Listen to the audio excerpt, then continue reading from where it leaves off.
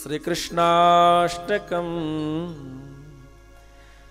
भजे ब्रजे कमण्डनं समस्तपापखण्डनं स्वभक्तचित्तरञ्जनं सदैव नन्दनन्दनं सुपिच्छगुच्छमस्तकं सुनादवेणुहस्तकम् अनङ्गरङ्गसागरं नमामि कृष्णनागरम् मनोजगर्भमोचनं विशाललोललोचनं विधौतगोपशोचनं नमामि पद्मलोचनं करारविन्दभूधरं स्मितावलोकसुन्दरं महेन्द्रमानदारणं नमामि कृष्णवारणं कदम्बसोनकुण्डलं सुचारुगण्डमण्डलं व्रजाङ्गनैकवल्लभं नमामि कृष्णदुर्लभं यशोदया समोदया सगोपया सनन्दया युतं सुखैकदायकं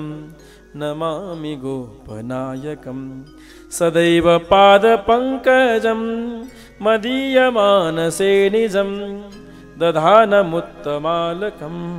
नमामि नन्दबालकं समस्तदोषशोषणं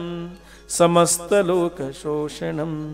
समस्तगोपमानसं नमामि नन्दलालसं भुवो भरावतारकं भवाब्धिकर्णधारकं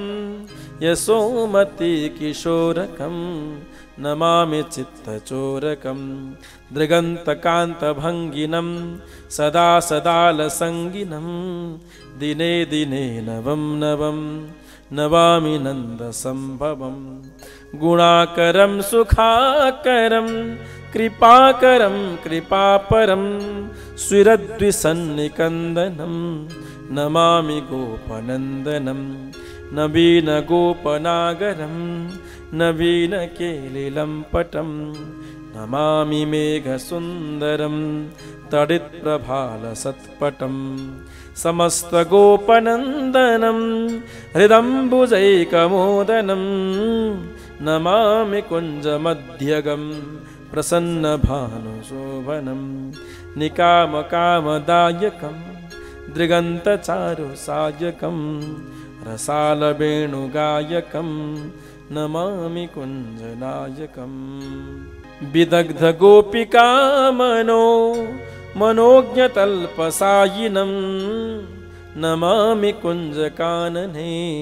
प्रवृद्धवह्निपायिनं किशोरकान्तिरञ्जितं दृगञ्जनं सुशोभितं गजेन्द्रमोक्षकारिणं नमामि श्रीविहारिणं यदा तदा यथा तथा तथैव कृष्णसत्कथा मया सदैव गीयतां तथा कृपा विधीयतां प्रमाणिकाष्टयद्वयं जगत्यधीत्य यः पुमान् भवेत् सनन्दनन्दने भवे भवे स भक्तिमान् भवेत् सनन्दनन्दने भवे भवे सुभक्तिमान् इति श्रीमत्शङ्कराचार्यकृतं श्रीकृष्णाष्टकं सम्पूर्णम्।